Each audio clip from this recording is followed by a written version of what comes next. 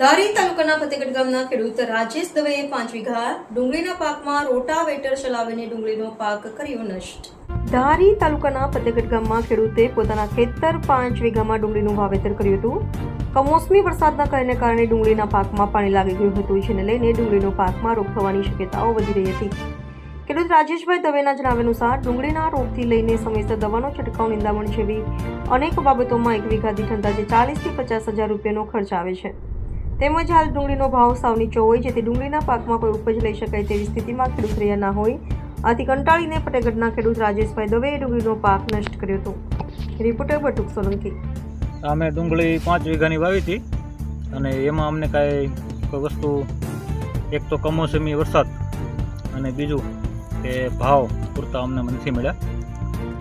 અમારે કયો તો મજૂરીના પૈસા અમારી પાસે કાંઈ વધે એવું છે નહીં, એટલે અમારે જો આ રોટાવેટર અમારે ફેરવવું પડે એમ છે. બરાબર.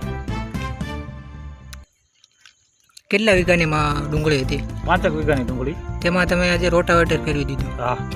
અંદાજિત કેટલાની નુકસાની થઈ છે? નુકસાની એટલે અમારો ખર્ચો ગણીએ તો અમારે 2.5 લાખ રૂપિયા જેવો ખર્ચો અમારે થઈ ગયો હતો આમાં. એટલે તમારી મહેનત ઉપર પાણી ફરી ગયું? હા. અત્યારે ગણો તો છોકરાની વાહે કોઈ કરિયાણા લેવાના પૈસા અત્યારે વધ્યા નથી. મેં આ ડુંગળી વાવી છે. આમાં મારું ગામ સતડિયા છે, મારું નામ મંગાભાઈ છે, ને મને આમાં કાંઈ મજૂરી કાંઈ મળી નહીં. મારે રોટાવેટર મારવાનું થયું ને ભાવમાં કાંઈ છે નહીં. આ ડુંગળીનો તમે રોટાવેટર માર્યું, કેટલા મહિનાની મહેનત હશે? આ મહેનત મારે 5 મહિનાની છે. આ 5 મહિનામાં મારે કાંઈ મળ્યું જ નહીં મને. આ તમે ભાગ્યું રાખ્યું હતું? હા, ભાગ્યું હતું મારે. કેટલા વીઘાની ડુંગળી છે? ડુંગળી મારે 5 વીઘાની હતી.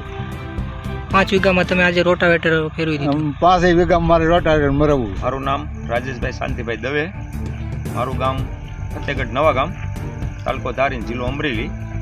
મેં 6 વીઘાની ડુંગળી વાવેલી હતી.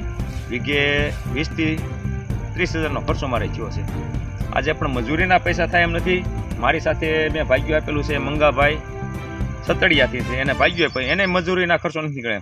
આજે મેં ટ્રેક્ટર મારે ચાલુ છે, વોટર મારી દીધું છે આખા ખેતરમાં 6 વીઘામાં. કોઈ વસ્તુ મારે કાંઈ નહીં. વરસાદની જે નુકસાની થઈ છે મારે, તમામ નુકસાની વરસાદની, તમામ ખર્ચો અમારે 5 રૂપિયાની આવક થાય એવું નથી. આજે વોટર મેં ટ્રેક્ટર લઈને શરૂ કરી દીધું છે. અને યાર્ડમાં તમે વેચવા દાવ તો અહીંયા યોગ્ય? યાર્ડમાં અત્યારે 50 થી 150 રૂપિયા ભાવ એમ છે, તો એમાં ભાડું મારે 150 રૂપિયા તો ભાડું થાય એમ છે. મજૂરી નીકળે પણ મજૂરી નહીં નીકળે. અને ભાગ્યને અત્યારે માથે ઓઠે રોવાનો વારો આવ્યો થયું છે.